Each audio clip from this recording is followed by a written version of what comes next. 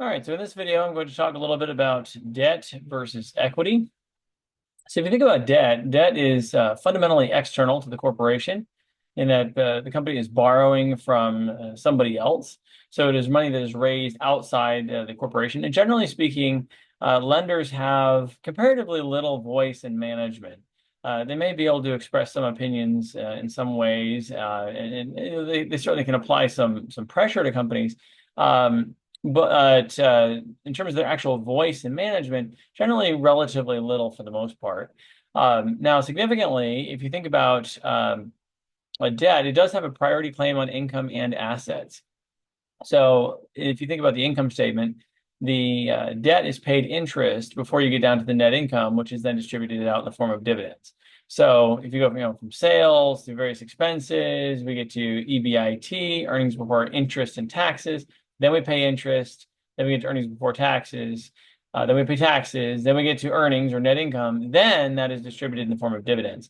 So debt is getting a piece of that earnings pie, if you will, or the profitability before the shareholder would. So they get priority on that. Also, they have priority claim on assets. So in the event that the company goes bankrupt, the lender's claims are going to have higher priority than the shareholder's claims. So in other words, the lenders are going to have a claim on getting made whole before the shareholder would.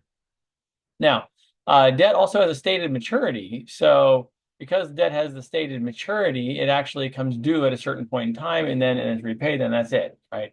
So that's going to be a contrast that we'll talk about here in a second. There's also an interest deduction for taxes. So as I mentioned a moment ago, we have earnings before interest and taxes, then the company pays interest, then we have earnings before taxes, then the company pays taxes.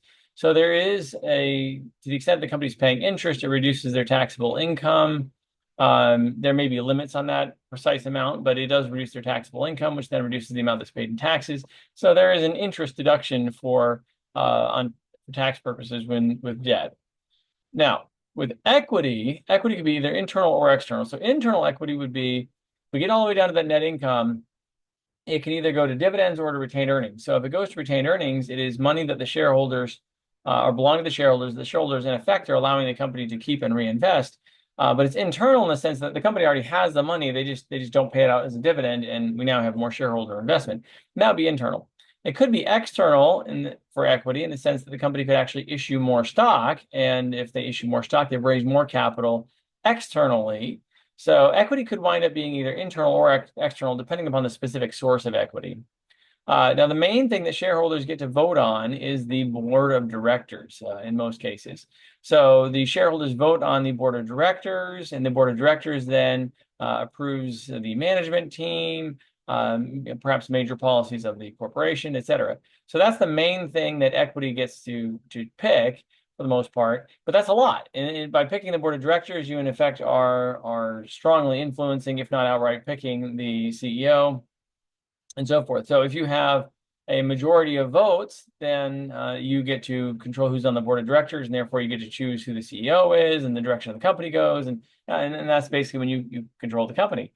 So that's the main influence that equity is going to have is that vote on the board of directors typically. Now, equity has a residual claim on income and assets. So it's residual in the sense that it has a claim on whatever's left over. So after I go from the sales and various costs, I get to earnings before interest and taxes, and then I pay interest, and then I get to earnings before taxes, then I get to taxes, then I get to earnings. Then whatever's left over, those earnings, that's essentially the claim the shareholder has. And also in the case of bankruptcy, if the company goes bankrupt, the lenders have to get paid, and then the equity has a claim. So in both cases, from the income or also the assets perspective, basically the equity has a higher risk because they have essentially lower priority claims on income and assets. So that means that debt is going to have, at least for a particular company, would have a lower risk because they have a priority claim on the income and the assets. Now, equity has no stated maturity, so you could have shares of stock in a company that have been around for 100 years. That's possible. So no stated maturity, and there's no deduction for taxes. So you've already paid taxes by the time you get down to net income. and then whatever's left over is paid out to shareholders. So there's no deduction for taxes in that sense. So this is just kind of a quick summary of some of the bits and pieces as it relates to kind of differences between debt and equity and some of the different characteristics there. Hopefully it's been helpful. Thank you so much for watching and have a great day.